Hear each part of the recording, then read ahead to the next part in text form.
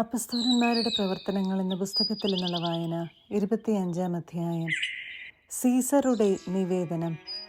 ഫേസ്തൂസ് പ്രവിശ്യയിൽ എത്തി 3 ദിവസം കഴിഞ്ഞ് കേസറിയായിൽ നിന്ന് ജെറുസലേമിലേക്ക് പോയി. പുരോഹിത പ്രമുഖന്മാരും യഹൂദ പ്രമാണികളും പൗലോസിനെതിരെയുള്ള ആരോപണങ്ങൾ അവനെ ധരിപ്പിച്ചു. തങ്ങൾക്ക് ഒരാനുകൂല്യം എന്ന നിലയിൽ അവനെ ജെറുസലേമിലേക്ക് അയക്കാൻ അവരവനോട് അപേക്ഷിച്ചു. മാർഗമധ്യേ ഒളിഞ്ഞിരുന്ന് അവനെ കൊല്ലണമെന്ന് അവർ ഗൂഢാലോചന നടത്തിയിരുന്നു. പൗലോസിനെ കേസറിയായിൽ സൂക്ഷിച്ചിട്ടുണ്ടെന്നും താൻ ഉടൻ തന്നെ അവിടെ പോകാൻ ഉദ്ദേശിക്കുന്നുണ്ടെന്നും ഫേസ്തൂസ് മറുപടി നൽകി. അവൻ പറഞ്ഞു, അതുകൊണ്ട് നിങ്ങളിൽ പ്രമാണികളായവർ എൻ്റെ കൂടെ വന്ന് അവൻ്റെ പേരിൽ എന്തെങ്കിലും കുറ്റമുണ്ടെങ്കിൽ പരാതി സമർപ്പിക്കട്ടെ. 8-10 ദിവസത്തോളം അവരുടെ ഇടയിൽ താമസിച്ചതിനു ശേഷം അവൻ കേസറിയായിലേക്ക് മടങ്ങിപ്പോയി. അടുത്ത ദിവസം അവൻ ന്യായാസനത്തിലിരുന്ന് പൗലോസിനെ കൊണ്ടുവരാൻ കൽപ്പിച്ചു.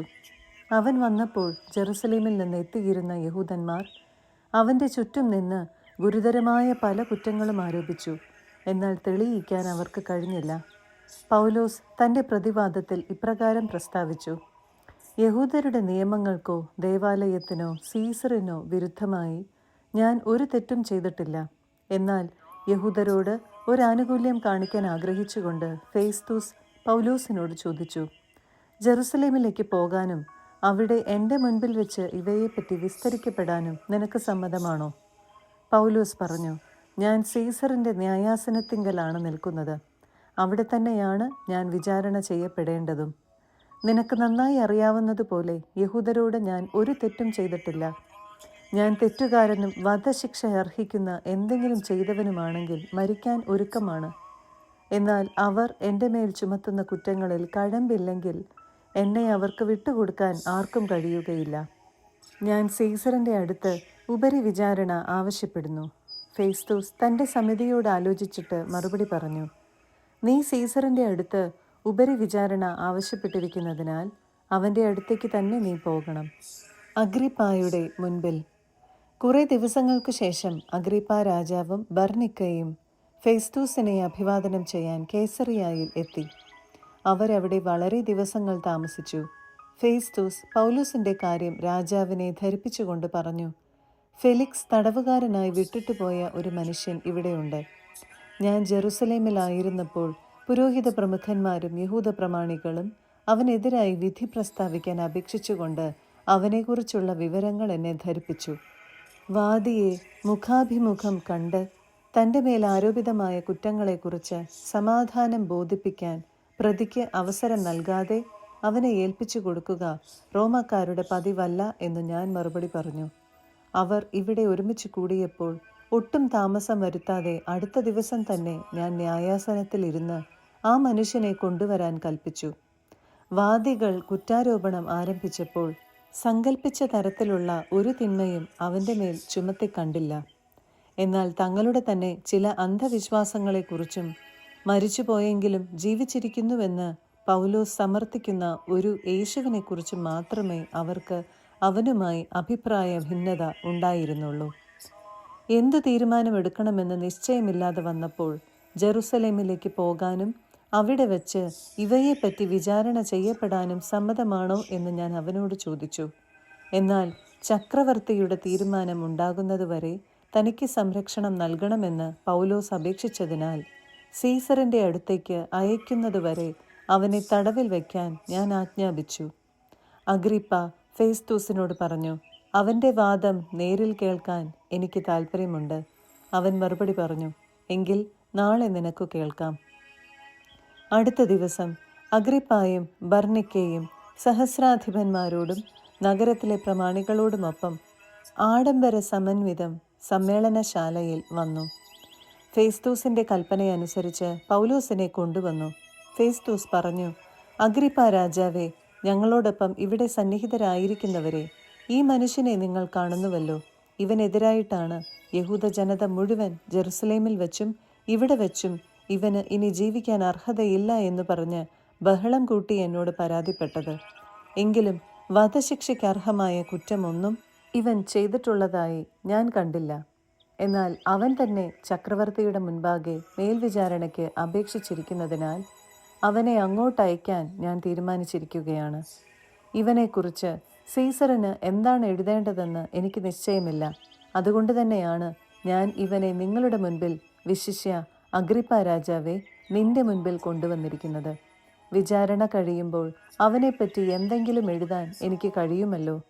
തടവുകാരനെ അയക്കുമ്പോൾ അവനെതിരായുള്ള ആരോപണങ്ങൾ വ്യക്തമാക്കാതിരിക്കുന്നത് ശരിയല്ലെന്ന് എനിക്ക് തോന്നുന്നു. 26-ാം അധ്യായം. പൗലോസിൻ്റെ ന്യായവാദം. അഗ്രിപ്പ പൗലോസിനോട് പറഞ്ഞു, സ്വപക്ഷം വാദിക്കാൻ നിന്നെ അനുവദിക്കുന്നു. അപ്പോൾ പൗലോസ് കൈകൾ നീട്ടിക്കൊണ്ട് വാദിച്ചു തുടങ്ങി. അഗ്രിപ്പ രാജാവേ, യഹൂദന്മാർ എൻ്റെ മേൽ ചുമത്തുന്ന ആരോപണങ്ങൾക്കെതിരായി നിന്റെ മുൻപിൽ ന്യായവാദം നടത്താൻ സാധിക്കുന്നത് ഒരു ഭാഗ്യമായി ഞാൻ കരുതുന്നു. യഹൂദരുടെ ഇടയിലുള്ള ആചാരങ്ങളും വിവാദങ്ങളും നിനക്ക് സുപരിചിതമാണല്ലോ.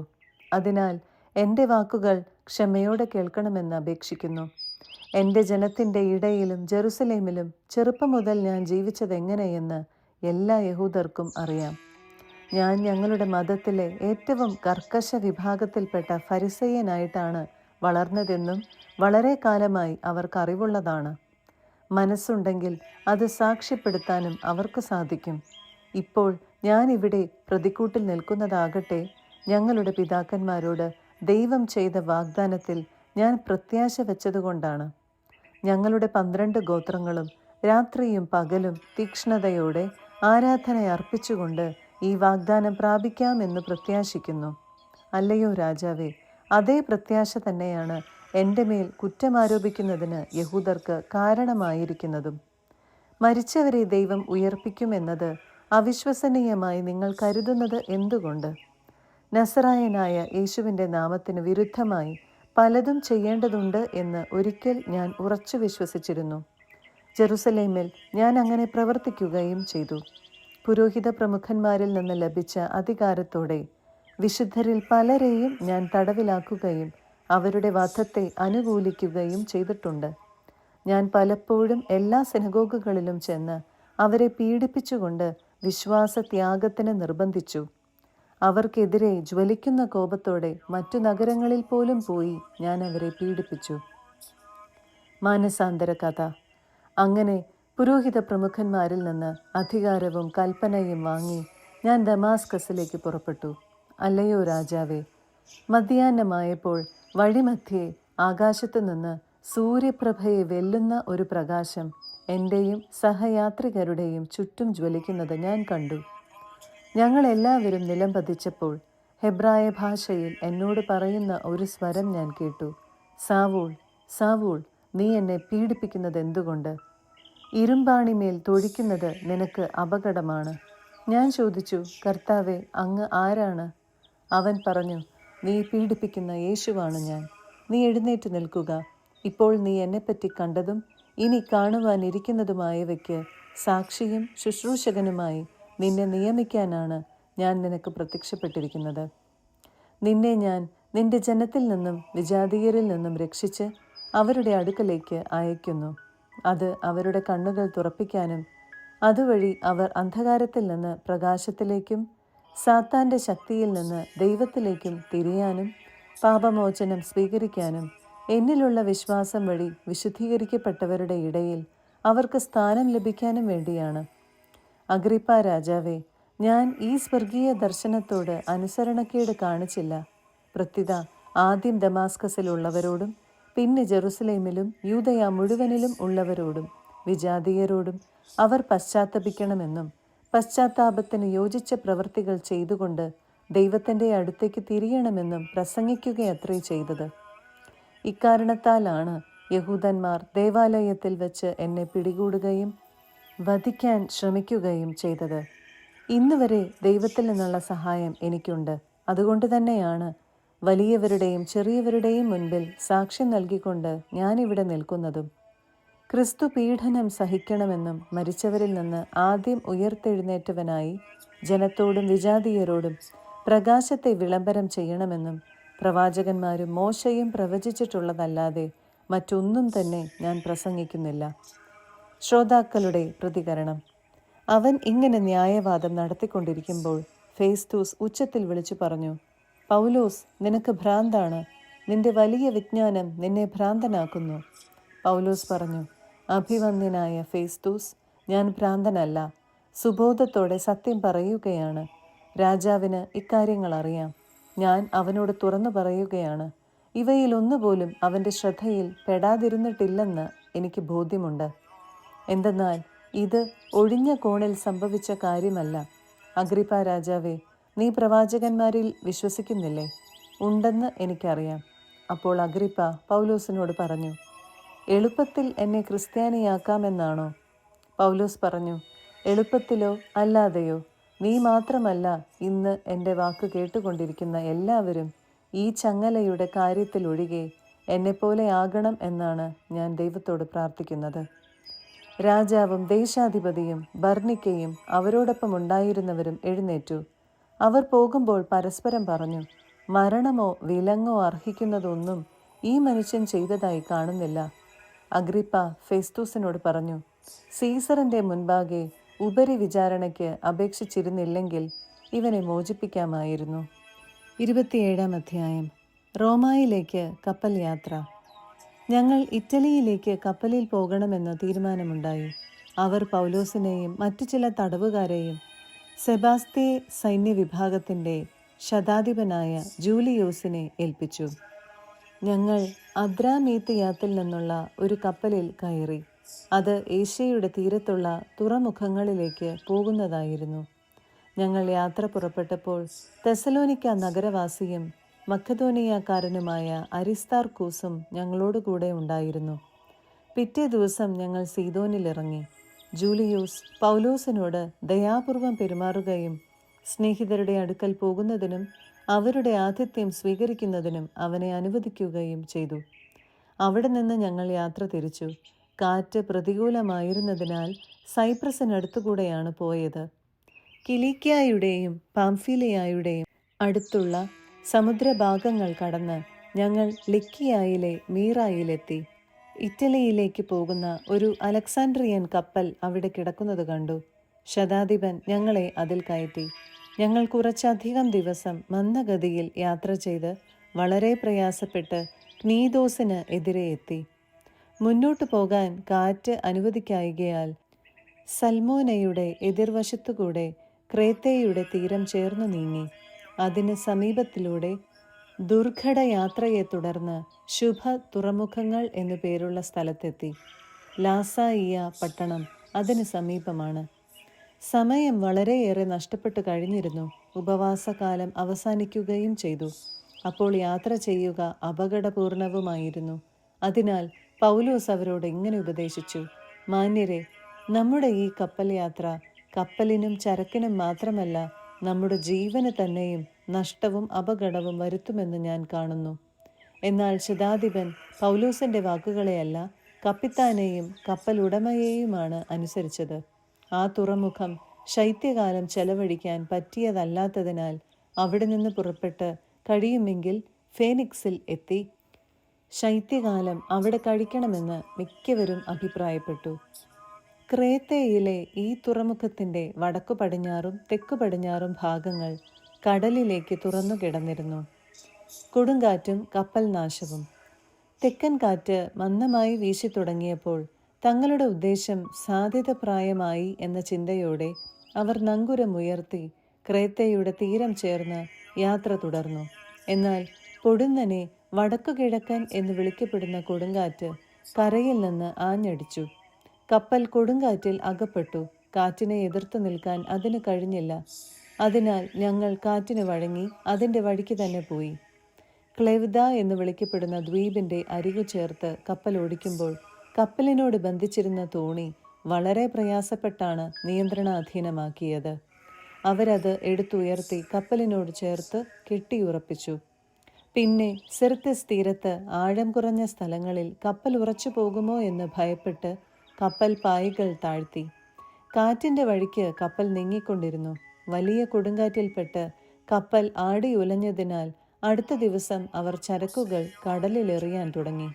3-ാം ദിവസം അവർ സ്വന്തം കൈകൊണ്ട് കപ്പൽ പായികളും വലിച്ചെറിഞ്ഞു. വളരെ ദിവസങ്ങളായി സൂര്യനോ നക്ഷത്രങ്ങളോ പ്രത്യക്ഷപ്പെട്ടിരുന്നില്ല.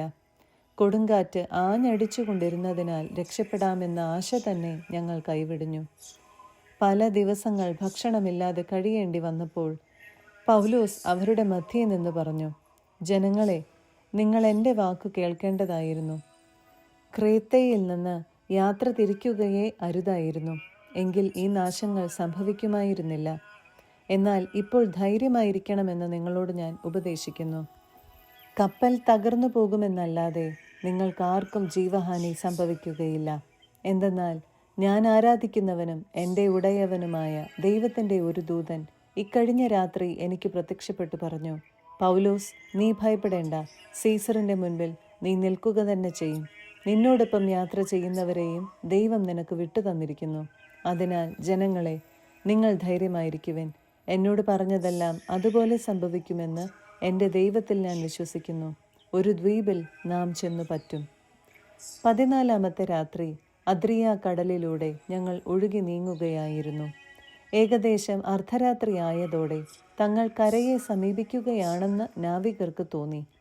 അവർ ആഴം അളന്നു നോക്കിയപ്പോൾ 20 ആൾ താഴ്ചയുണ്ടെന്ന് കണ്ടു. കുറച്ചുകൂടി മുന്നോട്ട് പോയപ്പോൾ വീണ്ടും അളന്നു നോക്കി. അപ്പോൾ 15 ആൾ താഴ്ചയേ ഉണ്ടായിരുന്നുള്ളൂ. കപ്പൽ പാറക്കെട്ടിൽ ചെന്ന് ഇടിച്ചെങ്കിലോ എന്ന് ഭയന്ന് അവർ അമരത്ത് നിന്ന് 4 നങ്കൂരങ്ങൾ ഇറക്കിയിട്ട് പ്രഭാതമാകാൻ പ്രാർത്ഥിച്ചുകൊണ്ടിരുന്നു. നാവികർ കപ്പലിൽ നിന്ന് രക്ഷപ്പെടാൻ ആഗ്രഹിച്ചിരുന്നതിനാൽ കപ്പലിൻ്റെ അണിയത്തു നിന്ന് നങ്കൂരമിറക്കാനെന്ന വ്യാജേന തോണി കടലിലിറക്കി. പൗലോസ് ശതാധിപനോടും ഭടന്മാരോടുമായി പറഞ്ഞു, ഈ ആളുകൾ കപ്പലിൽ തന്നെ നിന്നില്ലെങ്കിൽ ആർക്കും രക്ഷപ്പെടാൻ സാധിക്കുകയില്ല. അപ്പോൾ ഭടന്മാർ തോണിയുടെ കയറ് ഛേദിച്ച് അത് കടലിലേക്ക് തള്ളി. പ്രഭാതമാകാറായപ്പോൾ ഭക്ഷണം കഴിക്കാൻ പൗലോസ് എല്ലാവരെയും പ്രേരിപ്പിച്ചു. അവൻ പറഞ്ഞു, നിങ്ങൾ ഉത്കണ്ഠാകുലരായി ഒന്നും ഭക്ഷിക്കാതെ കഴിയാൻ തുടങ്ങിയിട്ട് 14 ദിവസമായല്ലോ. അതിനാൽ വല്ലതും ഭക്ഷിക്കാൻ നിങ്ങളോട് ഞാൻ അഭ്യർത്ഥിക്കുന്നു. അത് നിങ്ങൾക്ക് ശക്തി പകരും. നിങ്ങളിൽ ആരുടെയും ഒരു തലമുടി പോലും നശിക്കുകയില്ല. ഇത് പറഞ്ഞിട്ട് അവൻ എല്ലാവരുടെയും മുൻപാകെ അപ്പമെടുത്ത് ദൈവത്തിന് കൃതജ്ഞത അർപ്പിച്ചുകൊണ്ട് മുറിച്ച് ഭക്ഷിക്കാൻ തുടങ്ങി. അവർക്കെല്ലാം ഉന്മേഷമുണ്ടായി. അവരും ഭക്ഷണം കഴിച്ചു. കപ്പലിൽ ഞങ്ങൾ ആകെ 276 പേരുണ്ടായിരുന്നു. അവർ മതിയാവോളം ഭക്ഷിച്ചു കഴിഞ്ഞപ്പോൾ ഗോതമ്പ് കടലിലേക്ക് എറിഞ്ഞ് കപ്പലിന് ഭാരം കുറച്ചു.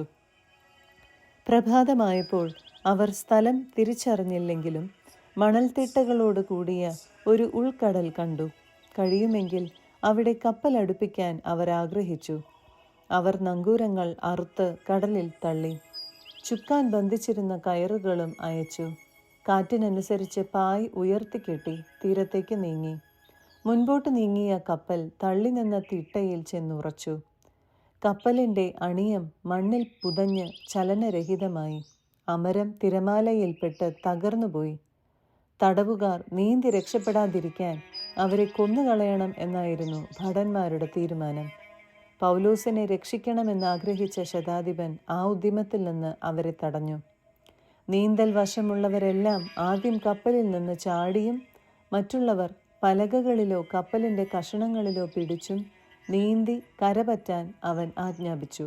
അങ്ങനെ എല്ലാവരും സുരക്ഷിതരായി കരയിലെത്തി. 28-ാം അധ്യായം. മാൾട്ടായിൽ. ഞങ്ങൾ രക്ഷപ്പെട്ടു കഴിഞ്ഞപ്പോൾ മാൾട്ട എന്ന ദ്വീപാണ് അത് എന്ന് മനസ്സിലാക്കി. അപരിചിതരെങ്കിലും സ്ഥലവാസികൾ ഞങ്ങളോട് അസാധാരണമായ കാരുണ്യം കാണിച്ചു. മഴക്കാലം വന്നു ചേർന്നിരുന്നതുകൊണ്ടും തണുപ്പായിരുന്നതുകൊണ്ടും അവർ തീ കൂട്ടി ഞങ്ങളെ സ്വാഗതം ചെയ്തു. പൗലോസ് കുറേ ചുള്ളിക്കമ്പുകൾ പെറുക്കിയെടുത്ത് തീയിലിട്ടു. അപ്പോൾ ഒരു അണലിപ്പാമ്പ് ചൂടേറ്റ് പുറത്തു ചാടി അവൻ്റെ കയ്യിൽ ചുറ്റി. പാമ്പ് അവൻ്റെ കയ്യിൽ തൂങ്ങിക്കിടക്കുന്നത് കണ്ട് നാട്ടുകാർ പരസ്പരം പറഞ്ഞു, ഈ മനുഷ്യൻ ഒരു കൊലപാതകിയാണെന്നതിന് സംശയമില്ല.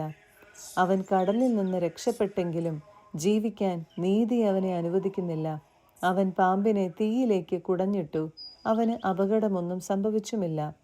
അവൻ നീര് വന്ന് വീർക്കുകയോ പെട്ടെന്ന് വീണ് മരിക്കുകയോ ചെയ്യുമെന്ന് അവർ വിചാരിച്ചു.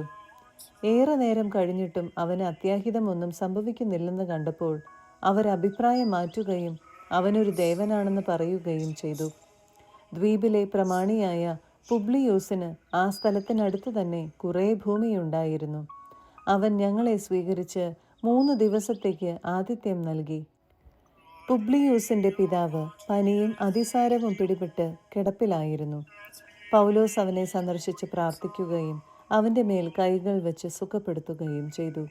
ഈ സംഭവത്തെ തുടർന്ന് ദ്വീപിലുണ്ടായിരുന്ന മറ്റു രോഗികളും അവന്റെ അടുക്കൽ വന്ന് സുഖം പ്രാപിച്ചുകൊണ്ടിരുന്നു.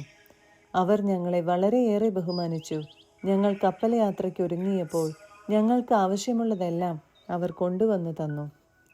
റോമായിൽ 3 മാസത്തിനു ശേഷം ആ ദ്വീപിൽ ശൈത്യകാലത്ത് നങ്കൂരമടിച്ചിരുന്നതും ദിയോസ്കുറോയിയുടെ ചിഹ്നം പേറുന്നതുമായ ഒരു അലക്സാണ്ട്രിയൻ കപ്പലിൽ കയറി ഞങ്ങൾ യാത്ര പുറപ്പെട്ടു. ഞങ്ങൾ സിറാക്കൂസിൽ ഇറങ്ങി 3 ദിവസം താമസിച്ചു. അവിടെ നിന്ന് തീരം ചുറ്റി റേജിയം എന്ന സ്ഥലത്ത് വന്നു ചേർന്നു. ഒരു ദിവസം കഴിഞ്ഞപ്പോൾ ഒരു തെക്കൻ കാറ്റ് വീശുകയാൽ 2-ാം ദിവസം ഞങ്ങൾ പുത്തയോളിൽ എത്തി. അവിടെ ഞങ്ങൾ ചില സഹോദരരെ കണ്ടു. ഒരാഴ്ച തങ്ങളോടൊപ്പം താമസിക്കാൻ അവർ ഞങ്ങളെ ക്ഷണിച്ചു. പിന്നെ ഞങ്ങൾ റോമായിൽ വന്നു ചേർന്നു. അവിടെയുള്ള സഹോദരർ ഞങ്ങളെക്കുറിച്ച് കേട്ടറിഞ്ഞ് ഞങ്ങളെ സ്വീകരിക്കുവാൻ ആപ്പിയൂസ് പുരവും ത്രിമണ്ഡപവും വരെ വന്നു. അവരെ കണ്ടപ്പോൾ പൗലോസ് ദൈവത്തിന് നന്ദി പറയുകയും ധൈര്യമാർജിക്കുകയും ചെയ്തു. ഞങ്ങൾ റോമ പട്ടണത്തിൽ പ്രവേശിച്ചു കഴിഞ്ഞപ്പോൾ ഒരു പടയാളിയുടെ കാവലോടെ ഇഷ്ടമുള്ളിടത്ത് താമസിക്കാൻ പൗലോസിന് അനുവാദം ലഭിച്ചു. യഹൂദരോട് പ്രസംഗിക്കുന്നു. 3 ദിവസം കഴിഞ്ഞ ശേഷം സ്ഥലത്തെ യഹൂദ നേതാക്കന്മാരെ അവൻ വിളിച്ചുകൂട്ടി. അവർ സമ്മേളിച്ചപ്പോൾ അവൻ അവരോട് പറഞ്ഞു, സഹോദരരെ, ജനത്തിനോ നമ്മുടെ പിതാക്കന്മാരുടെ ആചാരങ്ങൾക്കോ എതിരായി ഞാൻ ഒന്നും പ്രവർത്തിച്ചിട്ടില്ല. എങ്കിലും ഞാൻ ജെറുസലേമിൽ വെച്ച് തടവുകാരനായി റോമാക്കാരുടെ കൈകളിൽ ഏൽപ്പിക്കപ്പെട്ടു. അവർ വിചാരണ ചെയ്തപ്പോൾ വധശിക്ഷ അർഹിക്കുന്നതൊന്നും എന്നിൽ കാണാഞ്ഞതുകൊണ്ട് എന്നെ മോചിപ്പിക്കാൻ ആഗ്രഹിച്ചു. എന്നാൽ യഹൂദർ എതിർത്തു. തന്മൂലം എൻ്റെ ജനങ്ങൾക്കെതിരായി എനിക്ക് ഒരാരോപണവുമില്ലെങ്കിലും സീസറിൻ്റെ മുൻപാകെ ഉപരിവിചാരണയ്ക്ക് അപേക്ഷിക്കാൻ ഞാൻ നിർബന്ധിതനായി. ഇക്കാരണത്താൽ തന്നെയാണ് നിങ്ങളെ കണ്ട് സംസാരിക്കാൻ ഞാൻ നിങ്ങളെ വിളിച്ചുകൂട്ടിയത്. എന്തെന്നാൽ ഇസ്രായേലിൻ്റെ പ്രത്യാശയെ പ്രതിയാണ് ഞാൻ ഈ ചങ്ങലകളാൽ ബന്ധിതനായിരിക്കുന്നത്. അവർ അവനോട് പറഞ്ഞു, നിന്നെക്കുറിച്ച് യൂദയായിൽ നിന്ന് ഞങ്ങൾക്ക് കത്തൊന്നും ലഭിച്ചിട്ടില്ല. ഇവിടെ വന്ന സഹോദരരിൽ ആരും നിനക്കെതിരായി വിവരം തരുകയോ നിന്നെ കുറ്റപ്പെടുത്തി സംസാരിക്കുകയോ ചെയ്തിട്ടുമില്ല. എന്നാൽ നിന്റെ അഭിപ്രായങ്ങൾ എന്തെല്ലാമാണെന്ന് നിന്നിൽ നിന്ന് തന്നെ കേൾക്കാൻ ഞങ്ങൾ ആഗ്രഹിക്കുന്നു. ഇത് ഞങ്ങൾക്കറിയാം, ഈ മതവിഭാഗത്തെ എല്ലായിടത്തും ആളുകൾ എതിർത്തു സംസാരിക്കുന്നുണ്ട്. അവനുമായി സംസാരിക്കാൻ അവരൊരു ദിവസം നിശ്ചയിച്ചു. അന്ന് നിരവധി ആളുകൾ അവൻ്റെ വാസസ്ഥലത്ത് വന്നുകൂടി. രാവിലെ മുതൽ സന്ധ്യ വരെ അവൻ മോശയുടെ നിയമത്തെയും പ്രവാചകന്മാരെയും അടിസ്ഥാനമാക്കി യേശുവിനെക്കുറിച്ച് അവരെ ബോധ്യപ്പെടുത്താൻ ശ്രമിക്കുകയും ദൈവരാജ്യത്തെക്കുറിച്ച് പരസ്യമായി സാക്ഷ്യപ്പെടുത്തുകയും ചെയ്തു. അവൻ പറഞ്ഞത് ചിലർക്ക് ബോധ്യപ്പെട്ടു, മറ്റു ചിലർ അവിശ്വസിച്ചു. അവർ പരസ്പരം അഭിപ്രായ വ്യത്യാസത്തോടെ പിരിഞ്ഞു പോകുമ്പോൾ പൗലോസ് ഇങ്ങനെ പറഞ്ഞു, പ്രവാചകനായ ഏശയ്യായിലൂടെ പരിശുദ്ധാത്മാവ് നിങ്ങളുടെ പിതാക്കന്മാരോട് പറഞ്ഞിട്ടുള്ളത് ശരിയാണ്. നീ പോയി ഈ ജനത്തോട് പറയുക, നിങ്ങൾ തീർച്ചയായും കേൾക്കും, എന്നാൽ മനസ്സിലാക്കുകയില്ല. നിങ്ങൾ തീർച്ചയായും കാണും, എന്നാൽ ഗ്രഹിക്കുകയില്ല. അവർ കണ്ണുകൊണ്ട് കാണുകയും കാതുകൊണ്ട് കേൾക്കുകയും ഹൃദയം കൊണ്ട് മനസ്സിലാക്കുകയും മാനസാന്തരപ്പെടുകയും ഞാൻ അവരെ സുഖപ്പെടുത്തുകയും ചെയ്യുക അസാധ്യം. അത്രയ്ക്കും ഈ ജനതയുടെ ഹൃദയം കഠിനമായി തീർന്നിരിക്കുന്നു. ചെവിയുടെ കേൾവി മന്ദീഭവിച്ചിരിക്കുന്നു. കണ്ണ് അവരടച്ചു കളഞ്ഞിരിക്കുന്നു. അതിനാൽ നിങ്ങളിതറിഞ്ഞുകൊള്ളുവിൻ, ദൈവത്തിൽ നിന്നുള്ള ഈ രക്ഷ വിജാതീയരുടെ പക്കലേക്ക് അയക്കപ്പെട്ടിരിക്കുന്നു. അവരത് കേൾക്കുകയും ചെയ്യും. അവൻ സ്വന്തം ചെലവിൽ ഒരു വീട് വാടകയ്ക്കെടുത്ത് 2 വർഷം മുഴുവൻ അവിടെ താമസിച്ചു. തന്നെ സമീപിച്ച എല്ലാവരെയും അവൻ സ്വാഗതം ചെയ്തിരുന്നു. അവൻ ദൈവരാജ്യം പ്രസംഗിക്കുകയും കർത്താവായ യേശുക്രിസ്തുവിനെക്കുറിച്ച് നിർബാധം ധൈര്യപൂർവം പഠിപ്പിക്കുകയും ചെയ്തു.